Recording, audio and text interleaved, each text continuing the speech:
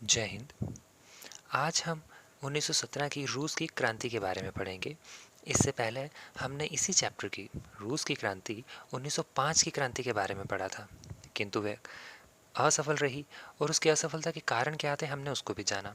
और आज रूस की 1917 की क्रांति के बारे में हम जानेंगे कि ऐसी क्या परिस्थितियां बनी जिनके कारण सिर्फ 12 सालों के बाद ही एक और क्रांति हो गई।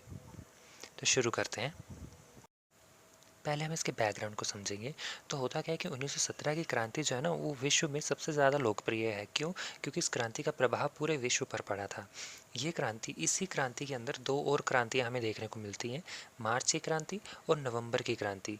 लेकिन ये दोनों अलग अलग मानी जाती हैं, क्योंकि मार्च की क्रांति जो हुई थी ना, वो राजनीति पर संबंधित थी, और जो नवंबर की क्रांति थी वो मजदूरों से संबंधित थी, मजदूरों के जीवन से संबंधित थी, समाज पे संबंधित थी। इसका मतलब इस क्रांति द्वारा क्या होता है कि विश्व में एक और नई विचारधारा का उदय होता है। ये विचारधारा के अंतर्गत क्या था कि सर्वहारा वर्ग, जो जिसे मजदूर वर्ग भी कह सकते हैं हम, तो मजदूर वर्ग की सत्ता की स्थापना हुई। ये विचारधारा जो थी ना, ये जर्मन विचारधारक थे एक, कार्ल मार्क्स, जिनकी किताब थी डास कैपिटल, उसके ऊपर आधारित थी। कार्ल मार्क्स का मानना था कि मजदूरों का जो शोषण हो रहा है, एक समय ऐसा आएगा कि ये सारे संगठित होंगे और शासक वर्ग जो है इस समय का, जो औद्योगिक वर्ग है, जिन्होंने इन पर राज कर रहे हैं, उनको ये लोग उखाड़ फेंकेंगे और सभी मजदूरों का शासन होगा एक राष्ट्र में। तो वो इनकी विचारधारा थी, जो समाजवादी विचारधारा कहलाई। तो इसी समाजवादी विचारधारा का पूरे समूचे विश्व में प्रसार होना शुरू हो गया था, और यही कारण बना था इस क्रांति के होने का। तो और भी कई कारण थे, उन्हें जानेंगे हम। तो 1917 की रूस की क्रांति का सबसे पहला कारण था निरंकुश राजतंत्र, ऑटोक्रेटिक मोनार्की। अब होता क्या है कि 1905 की रूस की क्रांति जो थी वो तो असफल निकली, यानी कि तब निरंकुशता को हटाने के लिए जो क्रांति लड़ी गई थी उसका कोई परिणाम नहीं निकला। और यहाँ तक कि ये हो गया कि ज़ार अब और ज़्यादा कठोर हो गया। पहले ही वो इतना ज़्यादा कठोर था, प्रतिक्रियावादी नीति अपनाता था, लेकिन अब और ज़्यादा कठोर हो गया कि दोबारा कोई परिवर्तन की मांग के नाम पर आंदोलन ना छेड़ दे और क्रांति ना छेड़ दे, जिसकी वजह से उसकी सत्ता उसके हाथों से चली जाए। यानी कि फिर से जो रूस के शासक थे, जिन्हें ज़ार भी कहा जाता था, वे अत्यधिक निरंकुश हो गए और स्वेच्छाचारी शासन चलाने लग पड़े। और सबसे ज़रूरी बात, वे दैवीय अधिकार के सिद्धांत पर विश्वास रखते थे, यानी कि मुझे भगवान ने भेजा है जनता पर राज करने के लिए, इस तरह के सिद्धांतों में विश्वास रखते थे वो। उनके राज्य में व्यक्तिगत स्वतंत्रता पर अनेक प्रकार के प्रतिबंध लगा दिए गए थे, क्योंकि पहले ही एक क्रांति हो रखी है और उससे पहले भी कई प्रकार के प्रतिबंध लगाए हुए थे। तो अब और ज़्यादा कठोरता से नियमों का पालन करवाया जा रहा था। ज़ारों ने क्या, जितने भी ज़ार थे अब तक के, तो ज़ारों ने क्या किया, लोगों पर अपने विचारों को थोपने का प्रयास किया। भाषा जो थी वो रूसीकरण का प्रभाव डालने का प्रयास किया उसमें, और भाषण देने और प्रकाशन करने पर भी पूरी तरह से प्रतिबंध लगा दिया। जैसा कि हम पहले भी चर्चा कर चुके हैं कि अलेक्जेंडर द्वितीय जो थे वो थोड़े उदारवादी थे, लोगों की तरफ सहानुभूति रखते थे, उनकी न्याय प्रणाली थी जो थी, उन्होंने उसमें भी सुधार किए हुए थे। लेकिन बम फेंक कर उनकी मृत्यु कर दी जाती है आतंकवादियों द्वारा। तो उनका जो बेटा होता है अलेक्जेंडर तृतीय, वह शासक बनता है, जो कि काफ़ी ज़्यादा कठोर होता है और दमनकारी नीतियों का पालन करता है। इनसे पहले क्या हुआ था, इनके जो पिता थे ना अलेक्जेंडर द्वितीय, उन्होंने 1861 में किसानों को दासता से मुक्त करवाया था। यही उनका सबसे बड़ा कार्य था। जो गुलाम किसान थे उनकी गुलामी को समाप्त कर दिया था। लेकिन अलेक्जेंडर तृतीय के समय में, उनके बेटे के समय में, अब क्या हो रहा है कि फिर से जो दासता है वो अपनाई जा रही है। इसके बाद उनके जो बेटे आते हैं आगे, निकोलस द्वितीय, उनके समय में भी ये निरंकुशता बढ़ती जाती है। और इनके समय में हुआ रूस जापान युद्ध, ये सबसे महत्वपूर्ण कारण था कि लोगों में असंतुष्टता फैलने लग पड़ी थी। अरे इतना बड़ा देश, इतने छोटे से देश से हार रहा था। तो इसी की वजह से 1905 की क्रांति भी हुई थी। और उस क्रांति के बाद क्या हुआ कि शासक तो ख़त्म हुआ नहीं, उल्टा इनकी निरंकुशता बढ़ गई। तो इसी निरंकुशता को फिर से हटाने के लिए लोगों ने क्रांति का सहारा लेना सही समझा। तो आगे हम देखते हैं दूसरा कारण। दूसरा कारण था ड्यूमा के प्रभावों को रोकने का प्रयास। अब होता क्या, ड्यूमा मतलब उनकी पार्लियामेंट, जो संसद है, होता क्या है कि हमने पहले भी देखा कि घेपन के नेतृत्व में 22 जनवरी 1905 को जो एक जुलूस निकला था राजमहल के सामने, जब वो जुलूस पहुंचा तो क्या हुआ, राजा के जो सैनिक थे उन्होंने उन सभी को मार डाला, है ना। शांतिपूर्वक जुलूस चल रहा था, जिसकी वजह से उस दिन को क्या कहते हैं, खूनी रविवार के नाम से भी जाना जाता है, हमने पिछले लेक्चर में पढ़ा था। तो खूनी रविवार के कारण क्या हुआ, लोग काफ़ी ज़्यादा नाराज़ हो गए। 130 लोग तो उसी समय मारे गए थे और सैकड़ों लोग घायल हुए थे। तो लोगों की नाराज़गी को दूर करने के लिए उन्होंने सुधार करना मंजूर कर लिया, और इसके लिए उन्होंने साम्राज्य परिषद नाम की एक सदन भी बनाया, जिसमें क्या हुआ कि वहाँ पे नए सिरे से चुनाव हुए। और लेकिन होता क्या है कि 1906 में उदारवादी बहुमत प्राप्त कर जाते हैं। तो बहुमत प्राप्त कर जाते हैं तो जार को ये पसंद नहीं आया, तो जार क्या करता है, ड्यूमा को ही भंग कर देता है। इसी प्रकार 1907 में फिर से एक बार यही घटना दोहराती है, और वहाँ पर भी ड्यूमा को भंग कर दिया जाता है, क्योंकि उदारवादी जो हैं उन्हें बहुमत प्राप्त हो रही थी। तो ये देखकर ना ज़ार खुश नहीं हुआ, और ज़ार ने क्या किया, मताधिकारों को ही सीमित कर दिया कि जो उदारवादी लोग हैं, जो मेरे शासन के खिलाफ है, वो लोग सत्ता में आ ही ना पाए, वो जीत ही ना पाए। तो इसकी वजह से क्या हुआ कि लोग उससे नाराज़ होने लग पड़े, और ड्यूमा का जो प्रभाव था ना, उसको ख़त्म करने का प्रयास करने लग पड़े। तीसरा कारण था किसानों की दयनीय स्थिति। चाहे रूस की क्रांति हो 1905 की हो या 1917 की हो, और चाहे हो फ्रांस की क्रांति, किसानों की स्थिति यहाँ पे, किसानों और मजदूरों की स्थिति जो है वो दयनीय ही है। तो यहाँ पे क्या होता है, विशेषतः यहाँ पर जो किसानों की स्थिति थी ना, वो उनकी जो आर्थिक स्थिति थी वो काफ़ी बुरी तरह से पिछड़े हुए थे, काफ़ी बुरी थी। रूस एक कृषि प्रधान देश था, किंतु फिर भी वहाँ पे किसानों की स्थिति जो थी वो बहुत ही ज़्यादा दयनीय थी। रूस की भी अधिकांश ज़मीन जो थी ना, वो ज़मींदारों के पास में थी। मतलब 20,000 ज़मींदार थे रूस में, और उनके पास 1800 लाख एकड़ ज़मीन थी। और दूसरी तरफ जो 1 करोड़ किसान थे, छोटे किसान जो थे, उन सब की मिला के भी इनके बराबर नहीं हो पाती थी। तो ये जो अंतर था ना, ये बहुत बड़ा अंतर था। भूमिहीन किसानों की स्थिति तो और भी ज़्यादा दयनीय थी। तो वो लोग चाहते थे कि सरकार उनकी तरफ कोई सुधार पेश करे, किंतु सरकार द्वारा कोई भी सुधार नहीं किए जा रहे थे। इसलिए ये भी एक कारण बनता है 1917 की रूस की क्रांति का। चौथा कारण है मजदूरों का असंतोष होना। अब होता क्या है कि मजदूर जो काफ़ी ज़्यादा असंतुष्ट थे सरकार से, क्यों थे, क्योंकि औद्योगिक परिवर्तन तो हुआ था, है ना। अलेक्जेंडर तृतीय के समय में अ, औद्योगिक विकास तो काफ़ी तेज़ी से हो रहा था, बहुत ही तीव्र तीव्र गति से हो रहा था। लेकिन होता क्या है कि अन्य देशों की तरह ही यहाँ पर भी जो मालिक थे ना उद्योगों के, वो किसानों का और मज़दूरों का शोषण कर रहे थे। जो छोटे मोटे किसान मज़दूर थे गाँवों में, तो उनकी आजीविका समाप्त हो गई थी, क्योंकि बड़े बड़े उद्योग लग गए थे। तो वे गाँव से विस्थापित होकर शहरों की तरफ जा रहे थे, और शहरों में क्या हो रहा था कि ये जो अमीर लोग थे, उद्योगपति थे, ये लोग गरीब मज़दूरों का शोषण करते थे, उनकी गरीबी का ये लोग फ़ायदा उठाते थे। उनसे ज़्यादा से ज़्यादा काम करवाया जाता था और कम से कम वेतन दिया जाता था। इनकी हालत इतनी ख़राब थी कि गरीबों की एक अलग बस्ती बनी हुई थी, जहाँ पर भूखमरी, बीमारी, बेगारी और दुर्घटनाओं जैसी स्थितियाँ बनी रहती थी। यहाँ पे कोई भी चिकित्सा संबंधी सुविधा भी नहीं थी, और ना ही सरकार और उद्योगपतियों द्वारा यहाँ पे सुधारवादी कार्य किए जा रहे थे। साथ ही साथ इन्हें मजदूर संघ बनाने की भी अनुमति प्राप्त नहीं थी।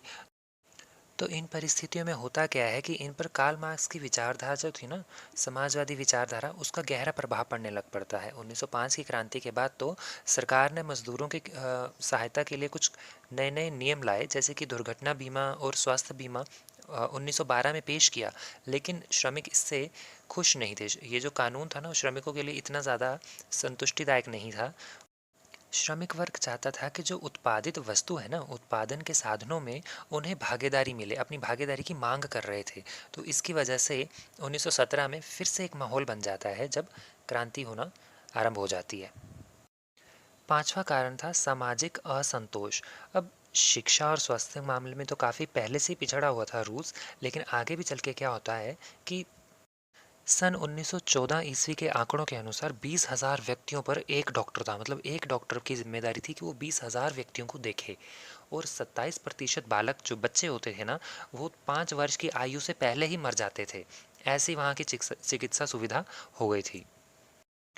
और सामाजिक असंतोष में हमें ये भी देखने को मिलता है कि 23% लोग ही थे जो स्कूल जाते थे पूरी रूस की आबादी में। तो संपूर्ण रूसी समाज में अशिक्षा, भूखमरी और बेगारी की समस्या फैली हुई थी। दूसरी तरफ समाज में कुछ ऐसे लोग भी थे जिनके पास बहुत सा धन प्राप्त था, जिनके पास राज्य की अधिकांश भूमि थी, अधिकार थे और उच्च शासनिक प्रशासनिक पदों पर भी आसीन थे। तो इस प्रकार क्या हुआ कि सामाजिक विषमता जो है ना, उसने क्रांति की पृष्ठभूमि तैयार की। छठा कारण है हमारे पास प्रबुद्ध वर्ग का प्रभाव, इंटेलेक्चुअल्स का प्रभाव पड़ना शुरू हो गया था।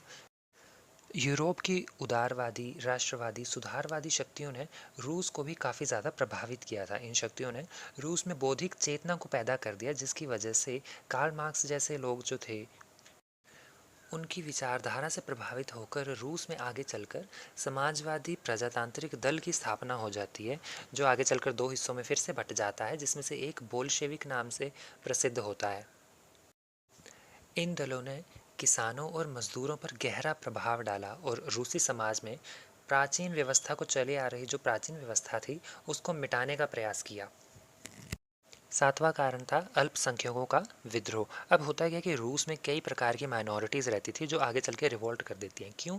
क्योंकि रूस में समाज में ना अनेक जातियां हैं, और उन जातियों में कौन कौन सी है सबसे मतलब देखने को मिलती थी कॉमनली, यहूदी हैं, पोल है, फिन है। पोल और फिन को तो काफ़ी दलित जाति समझा जाता था। उज़्बेक हैं, तरार है, कज़ाक है, फिर उसके बाद आर्मेनियन जातियाँ थी। तो रूस की अलग अलग जातियाँ जो थी ना, ये सारी वहाँ पे रहती थी, रूस में ही रहती थी।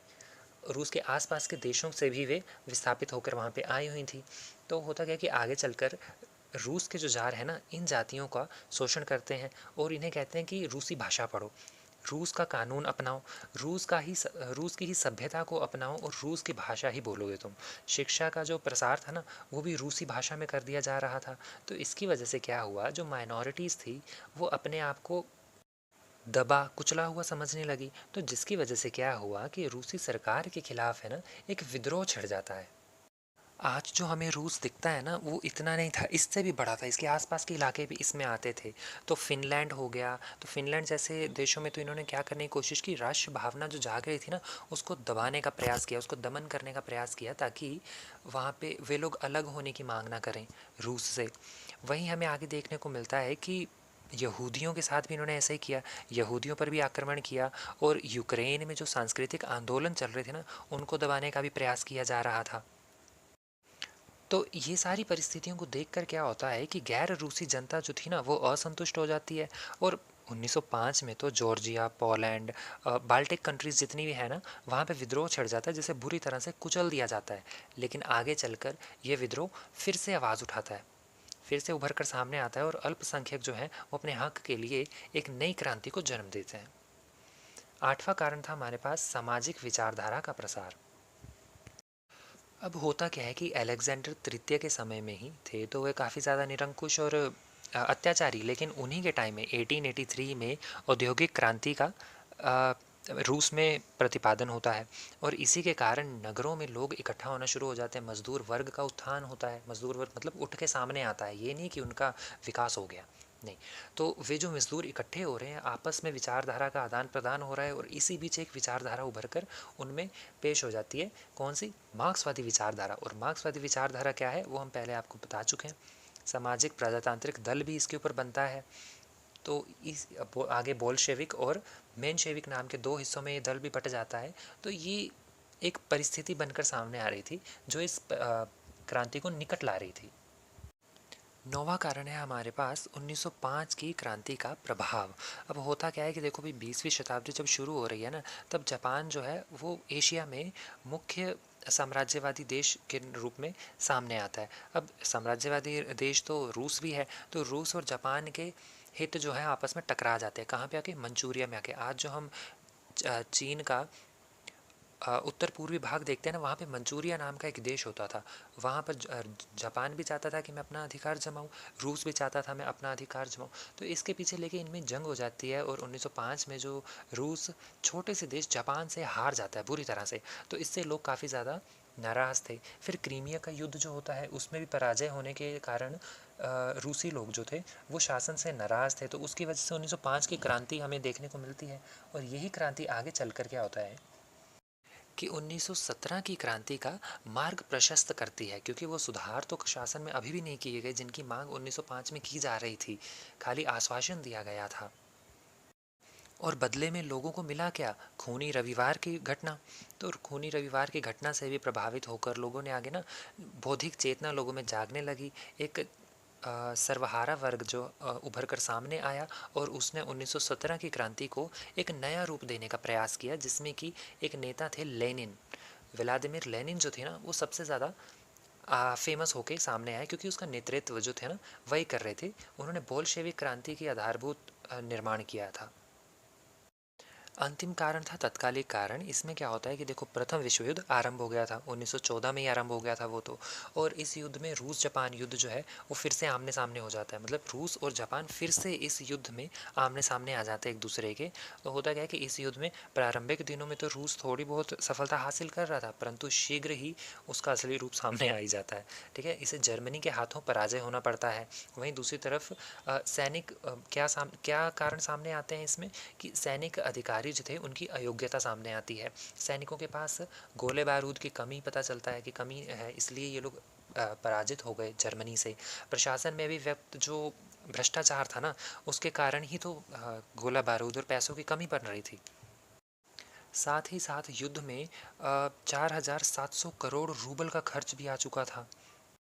और जब से युद्ध चला हुआ था पिछले 3 वर्षों से, हर वर्ष 1.5 करोड़ सैनिकों को युद्ध में भेजा जा रहा था, जिसकी वजह से खेतों में काम करने वालों की कमी हो गई, खाद्यान्न संकट सामने आने लग पड़ा। जिसके कारण क्या होता है कि महंगाई बढ़ने लग जाती है, तीव्र गति से बढ़ने लग जाती है। और युद्ध के दिनों में ही विभिन्न लोगों में इकट्ठा होकर क्या किया, फिर किसानों ने 555 के आसपास किसान थे, उन्होंने विद्रोह शुरू कर दिया सैनिकों की हार के कारण, महंगाई के कारण। तो ये इन्होंने क्रांति शुरू की और यही आगे चलकर एक विकराल रूप ले लेती है, जो आगे चल के हम परिणामों में देखेंगे कि कैसे रूस जो है वो द्वितीय विश्व युद्ध से पीछे हट जाता है, वहाँ पे शासन परिवर्तन हो जाता है, किसानों की हालतें में बदलाव आना शुरू हो जाता है। वो हम आगे देखेंगे। तो अब तक हमने ये तत्कालिक कारण के साथ ऊपर हमने 9 उसके कारण देखे, जिसकी वजह से 1917 की रूस की क्रांति शुरू हुई। अब हम देखेंगे कि 1917 की रूस की क्रांति के क्या परिणाम निकले। इतनी बड़ी क्रांति हुई तो इसके कुछ परिणाम भी निकले होंगे, और विश्व को लुभाने वाले परिणाम निकले। इनके बारे में हम जानेंगे। सबसे पहला है निरंकुश राजतंत्र का अंत। अब स्वेच्छाचारी शासन जो था उसका अंत हो चुका था, और रूस में पिछले जो 300 वर्षों से शासन करता आ रहा रोमानोव राजवंश था ना, उसका पूर्णतया विनाश हो चुका था। क्योंकि ये जो राजवंश था, इनके जो राजा थे, ये लोग ना दैवीय शक्ति पर विश्वास रखते थे, जिसकी वजह से किसी के भी प्रति उत्तरदायी नहीं थे। तो रूस के लोगों ने फिर इन्हें पूर्णतया समाप्त करने का निर्णय ले लिया, और आगे चल के इनका जो अत्याचारी शासन था वो अच्छी तरह से समाप्त हो गया। और इसकी जगह पर राजतंत्र को हटाकर क्या किया, उदारवादी सरकार का गठन किया। दूसरा परिणाम क्या निकला कि रूस में साम्यवादी व्यवस्था की स्थापना हो गई, यूएसएसआर की उदय हो गया, सामने आया, जिसे हम union of Soviet socialist Republic के नाम से भी जानते हैं, और हिंदी में कहें तो सोवियत समाजवादी प्रजातांत्रिक संघ। अब इसकी घोषणा कर दी गई। तो रूस में क्या, पूरे विश्व में एक नई व्यवस्था उभर कर सामने आती है। इसके कारण क्या होता है कि रूस में वयस्क मताधिकार की स्थापना की जाती है, और सभी को समान अधिकार दिए जाते हैं। साथ ही साथ हम देखते हैं कि अब रूस में नई सामाजिक और आर्थिक व्यवस्था की स्थापना हो जाती है। इस क्रांति का तीसरा परिणाम ये निकला कि रूस जो था वो विश्व युद्ध से अलग हो गया था। प्रथम विश्व युद्ध वर्ष रूस में क्या हुआ कि 1,50,00,000 सैनिक युद्ध में भेजे गए, जिनमें से 20 लाख सैनिकों की मृत्यु हो गई और 30 लाख सैनिक घायल हो गए। इतने बड़े आंकड़े से प्रभावित होकर नवयुवकों में एक नई चेतना जागी। अब रूस में शांति का नारा दिया जाने लगा, जिसकी वजह से उन्हें युद्ध से पीछे हटना पड़ा, और पूर्ण अपने सभी जो मोर्चे थे ना वो पूर्णतः बंद करने पड़े, सैनिक मोर्चे। अंततः उन्होंने 3 मार्च 1918 को जर्मनी के साथ एक संधि की, जिससे युद्ध को बंद कर दिया गया, और इस प्रकार रूस प्रथम विश्व युद्ध से अलग हो गया। चौथा प्रभाव क्या पड़ा इसका, चौथा परिणाम निकल के सामने ये आया कि वर्ग संघर्ष की समाप्ति हो गई। अब औद्योगिक क्रांति के चलते समाज में पूंजीपति वर्ग का उत्थान हुआ था, उदय हुआ था, और इसी की वजह से मजदूर वर्ग भी सामने आया था। अब पूंजीपति वर्ग क्या करते थे, मजदूरों की बेगारी की हालत का फ़ायदा उठाते थे, उनका शोषण करते थे। तो इस प्रकार समाज में पूंजीपति और मजदूर वर्ग जो थे ना, इन दोनों वर्गों का उदय हुआ था, और ये एक दूसरे के प्रतिद्वंदी थे। ये दोनों एक दूसरे से घृणा करते थे। एक चाहता था, मतलब अमीर चाहता था कि मैं गरीब का शोषण करूं, और गरीब इसलिए परेशान था क्योंकि अमीर जो है वो उसका शोषण कर रहा है, जिसके कारण ये क्रांति हुई थी। और इसी क्रांति के परिणामों में हमें ये देखने पांचवा को मिलता है कि परिणाम अब क्या निकलकर हुआ कि सामने आया कि समानता पर विश्व आधारित दो गुटों समाज में का गठन विभाजित किया हो गया। गया। एक तरफ समस्त यूरोप की बात कर ली जाए, अमेरिका की बात कर ली जाए, और यूरोप के जो गुलाम देश थे, साम्राज्यवादी प्रभाव वाले देश थे, उनकी बात कर ली जाए, तो हर तरफ पूंजीवादी विचारधारा ही चल रही थी।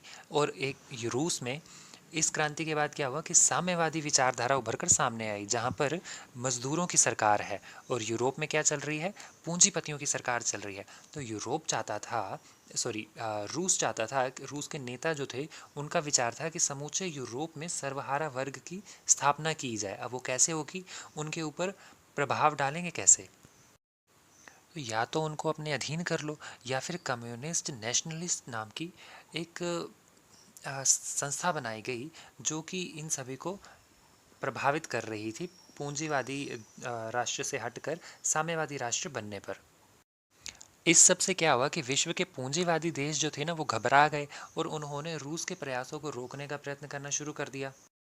तो इस प्रकार पूरा विश्व धीरे धीरे समाजवादी, जो साम्यवादी कह सकते हैं, और पूंजीवादी नामक दो गुटों में विभाजित हो गया। आगे चलकर रूस ने फासीवाद और नाजीवाद शक्तियों को हराने के लिए, और तीसरी दुनिया की राष्ट्रीयवादी शक्तियों को प्रभावित करने के लिए अपना महत्वपूर्ण योगदान दिया। तीसरी दुनिया से मेरा अभिप्राय है गुलाम देश, जो अभी गुलाम है, जो किसी भी संघ में शामिल नहीं है, ना पूंजीवादी विचारधारा का समर्थन कर रहे हैं, ना साम्यवादी विचारधारा का समर्थन कर रहे हैं। वे अभी न्यूट्रल हैं, और उन पर धीरे धीरे प्रभाव पड़ेगा, क्योंकि वो अभी गुलाम है ना सिर्फ। तो वो तो उनके ऊपर जो गुलाम जो राष्ट्र राज कर रहा है, जो राष्ट्र राज कर रहा है, उसी की विचारधारा चल रही है, किंतु वो अभी तीसरी दुनिया के नाम से जानी जा रही है। छठा परिणाम निकलकर सामने आया, पूंजीवादी देशों की प्रतिक्रिया। होता क्या है, पूंजीवादी देश घबरा गए, पूंजीवादी देश भयभीत हो गए। तो रूस द्वारा जर्मनी के साथ संधि कर ली गई थी, और युद्ध के जो ऋण था उसको ना देने की घोषणा भी कर दी गई थी। तो इससे क्या हुआ कि पूंजीवादी देशों में आक्रोश उत्पन्न हो गया, और तो उन्होंने इसी भय के कारण यूरोप के अन्य देशों में कहीं साम्यवादी विचारधारा ना रूस अपनी फैला दे, तो इसके कारण उन्होंने क्या करना शुरू कर दिया, जो उनके पास सामंत थे ना, उनकी मदद करना शुरू कर दी। जो पूंजीपति वर्ग था, उनको पैसे देने शुरू कर दिए कि अपना प्रभाव बढ़ाओ, अपने आप को इतना शक्तिशाली बना लो कि तुम्हारे जो मजदूर हैं, तुम्हारे अधीन जो श्रमिक हैं, वे इस प्रकार की क्रांति ना ला दें कि हमारे देश में भी साम्यवादी व्यवस्था का प्रसार हो जाए। सातवां परिणाम इसका निकलकर सामने आया, पंचवर्षीय योजना का आरंभ। अब होता क्या है कि रूस में अर्थव्यवस्था को सुधारने के लिए नई आर्थिक नीति का प्रतिपादन किया गया। 1928 में पंचवर्षीय योजना लागू की गई स्टालिन द्वारा। स्टालिन चाहते थे कि रूस जो है वो एक निर्यातक राष्ट्र बनकर उभरे, यानी कि जो विश्व में सबसे ज़्यादा माल बेच रहा है, जिसका माल सबसे ज़्यादा विश्व में खरीदा जा रहा है। वे योजना के माध्यम से लोगों का जीवन स्तर ऊंचा उठाना चाहते थे, और विश्व में ये उदाहरण पेश करना चाहते थे कि जो समाजवादी व्यवस्था है ना, वो पूंजीवादी व्यवस्था से अच्छा विकल्प है। इस योजना को बनाते समय उन्होंने राष्ट्रीयकरण, सामूहिकरण, औद्योगिकरण और तकनीकी विकास का ध्यान रखा। इससे क्या हुआ कि रूस ने महत्वपूर्ण सफलता अर्जित भी की, और इस विकास ने रूस को विश्व में एक बड़ी शक्तिशाली देश के नाम से प्रसिद्ध कर दिया। आठवां परिणाम है समानता व समाज कल्याण। अब होता क्या है कि किसान, मजदूर और अन्य जितने भी वर्ग वहाँ पे मौजूद थे, उन सभी को समानता दी गई। मजदूरों, किसानों, सैनिकों को परिषदों में जगह भी दी गई, वयस्क मताधिकार भी प्रदान किए गए, यहाँ तक कि महिलाओं को भी मतदान का अधिकार दिया गया। साथ ही साथ आम आदमी के लिए, यानी कि किसानों, मजदूरों के लिए शिक्षा, स्वास्थ्य, मनोरंजन और अन्य कल्याणकारी योजनाएं भी आरंभ की गई। इस मतलब कुल मिलाकर आम आदमी के जीवन स्तर में सुधार किए गए। 10वां है चर्च पर प्रतिबंध। अब होता क्या है, क्रांति से पूर्व रूस में चर्च का बहुत ही ज़्यादा प्रभाव था, सामाजिक और राजनीतिक जीवन पर गहरे रूप से वह शासन करता था। और चर्च जार के निरंकुश और अत्याचारी सत्ता का भी समर्थन करता था, क्योंकि बदले में जार भी तो सर चर्च को बहुत सारी धन संपत्ति दे रहा था, अधिकार दे रहा था तरह तरह के, है ना। तो होता क्या है कि पादरी लोग लोगों का धार्मिक भावनाओं का फ़ायदा उठाते थे और उनका शोषण करते थे, उनको लूटते थे। तो इससे इसके कारण क्या हुआ कि चर्च के पास ना काफ़ी ज़्यादा धन संपत्ति आ गई थी, कि चर्च पादरी जो थे वो बोलते थे कि आप हमें ये दान कीजिए और आपके साथ ऐसा होगा, वैसा होगा, अच्छा होगा, है ना। तो इस प्रकार से ये सब चल रहा, धर्म के नाम पर चल रहा था। चर्च का प्रभाव जो था वो काफ़ी ज़्यादा बड़ा हुआ था, चर्च पर प्रतिबंध लगाने का सोचा गया। अब क्या होता है कि जो पादरी वर्ग चर्च की ज़मीन पे किसानों से खेती करवाते थे, उनका शोषण करते थे, वह चीज़ समाप्त कर दी गई। बोल्शेविक क्रांति के कारण क्या हुआ कि इन पर प्रतिबंध लगा दिया गया और धर्म को निरर्थक माना गया। क्योंकि कार्ल मार्क्स की जो विचारधारा थी, तो उसमें भी तो ये कहते थे कि मार्क्स ने धर्म को जनता की अफीम कहा है।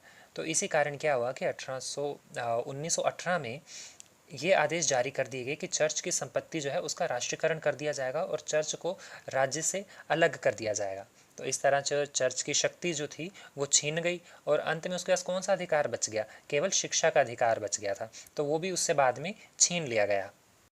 आगे हमें देखने को मिलता है कि रूस का आर्थिक विकास भी है। 1921 में नई आर्थिक नीति को लागू कर दिया गया था, जिससे कि उद्योगों जो इनका जो उद्देश्य था वो क्या था, उद्योगों में बढ़ोतरी करना, कृषि है, व्यापार है, उद्योग धंधों को विकसित करना अच्छे से, जिससे कि उनकी आर्थिक नीति जो है वो फले फूले और विश्व को ये पता चले कि साम्यवादी व्यवस्था जो है वो काफ़ी ज़्यादा अच्छी है, सुदृढ़ है और आप इसे भी अपना सकते हैं पूंजीवादी की उपेक्षा।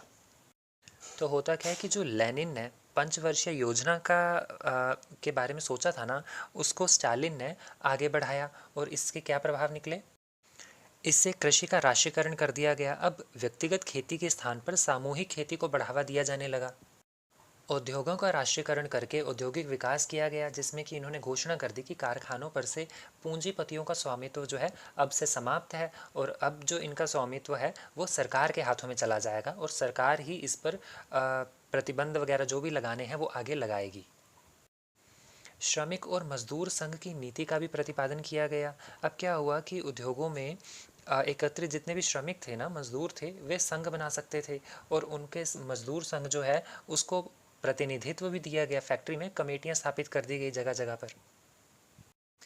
तो 1922 में श्रमिक संहिता बनाई गई, जिसके तहत मजदूरों को अनेक रियायतें दी गई। इसमें बताया गया कि प्रतिदिन 8 घंटे ही काम करोगे आप और 2 सप्ताह का वेतन आपको छुट्टी के रूप में मिल जाएगा। मतलब 2 सप्ताह की आप छुट्टी ले सकते हो पूरे वर्ष में, जिसमें आपको उसका वेतन भी दिया जाएगा। बाकी बीमारी के दौरान भी वेतन दिया जाएगा आपको, सामाजिक बीमा लाभ भी आप ले सकते हैं, बेरोजगारी वेतन और चिकित्सा लाभ भी इनको प्रदान किए गए। साथ ही साथ कारखानों में होने वाले लाभ जो थे उसका आधा भाग जो है मजदूरों की शिक्षा, स्वास्थ्य और उनके भलाई के अन्य कार्यों के लिए खर्च किया जाएगा। और क्या लाभ निकले, और मुद्रा सुधार की भी व्यवस्था की गई। मुद्रा सुधार हो गया, पेपर के नोट जो थे वो चलने लग पड़े। तो जो बैंकों ने क्या किया, एक पेपर नोट चलाए जिनका एक जो पेपर नोट था उसकी वैल्यू 10 स्वर्ण रूबल के समान थी। अंतिम पॉइंट हम देखेंगे, साम्यवादी सिद्धांतों का प्रचार। अब होता क्या है कि अंतर्राष्ट्रीय मजदूर संघ का गठन कर दिया गया, जिसकी वजह से संपूर्ण विश्व में जितने भी मजदूर थे ना, जो उद्योगों के अधीन थे पूंजीवादी देशों में, वहाँ पे क्या होता है कि इनकी मांग उठने लग जाती है। अंतर्राष्ट्रीय मजदूर संघ की मांग पूंजीवादी देशों में उठ रही है, यानी कि आगे चल के ये संभावना भी हो सकती है कि उन उनकी सत्ता बदल दी जाए। वहाँ पे जो पूंजीपति वर्ग जो है उसको हटा के मजदूर वर्ग अपनी सत्ता को स्थापित कर ले। तो कम्युनिस्ट विचारधारा जो थी, कम्युनिस्ट पार्टी जो थी, उसकी स्थापना अलग अलग देशों में छोटे रूप से होनी शुरू हो गई थी। और आगे चलकर हमें आज भी पता चलता है कि देखो, क्रांति से प्रेरित होकर भारत और चीन जैसे एशियाई देशों में भी साम्यवादी दलों ने अपनी राजनीतिक जो स्थिति है वो अच्छी खासी बना ली है। चीन में तो 1949 में ही क्रांति द्वारा एशिया में पहली बार साम्यवादी सरकार भी गठित हो गई थी। और दूसरे विश्व युद्ध के बाद यूरोप के अनेक देशों में, जैसे पोलैंड हो गया, पूर्वी जर्मन हो गया, बुल्गारिया, चेकोस्लोवाकिया, हंगरी, क्यूबा, उत्तर कोरिया, वियतनाम आदि जैसे देशों में ना साम्यवादी सरकारों की पूर्णतः स्थापना हो गई थी। तो ये थे 1917 की रूस की क्रांति के परिणाम या फिर प्रभाव कह सकते हो आप। तो आई होप आपको समझ में आया होगा। मिलते हैं नेक्स्ट वीडियो में। जय हिंद।